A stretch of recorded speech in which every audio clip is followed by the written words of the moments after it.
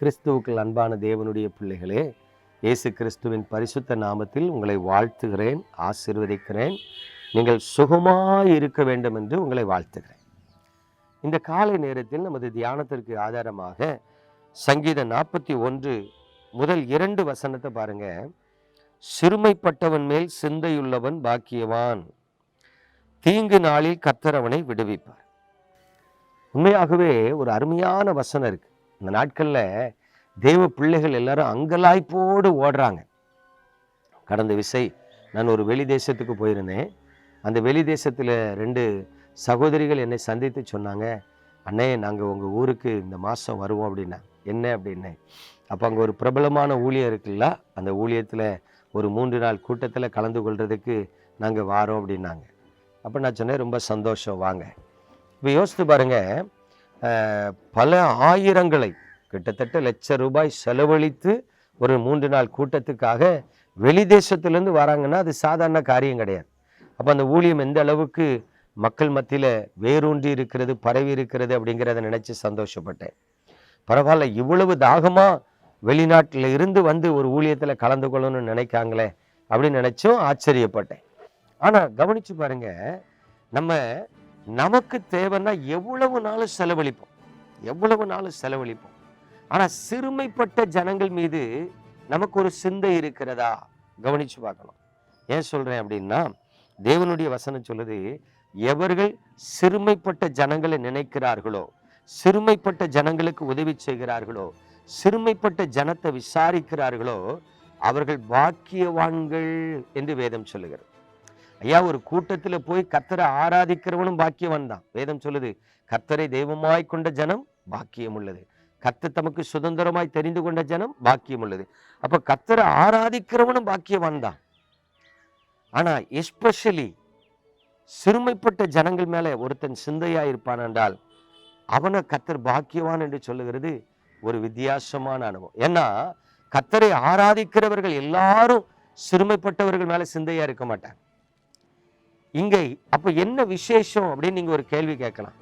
அதைத்தான் 2வது வசனத்துல பாக்குறோம். கர்த்தர் அவனை பாதுகாத்து அவனை உயிரோடு வைப்பார். அதாவது கர்த்தரை தேடுகிற ஜனங்கள் எல்லாரும் பாக்கியவான்கள். ஆனா கர்த்தரை தேடுகிற நிறைய ஜனங்கள்ல பலர் வாழ வேண்டிய வயசுல செத்து போறாங்க. ஆமா தானே? யோசித்து பாருங்க. ஏன் தெரியாது, காரணமே தெரியாது.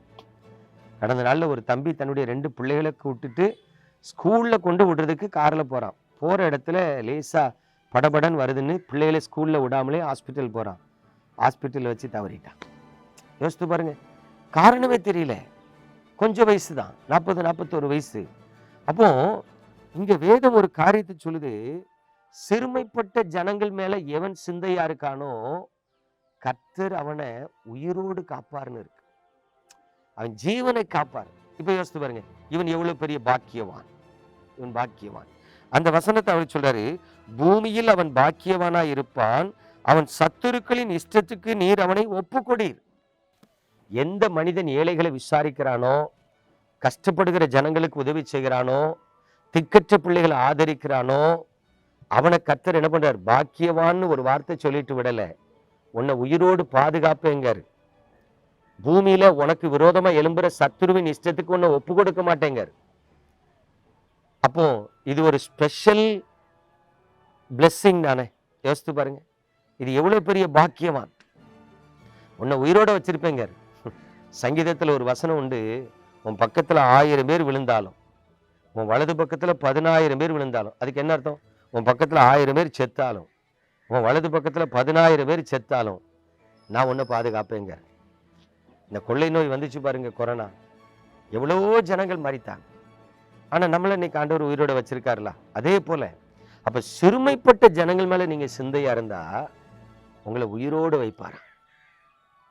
அது ஒரு பாக்கியம்.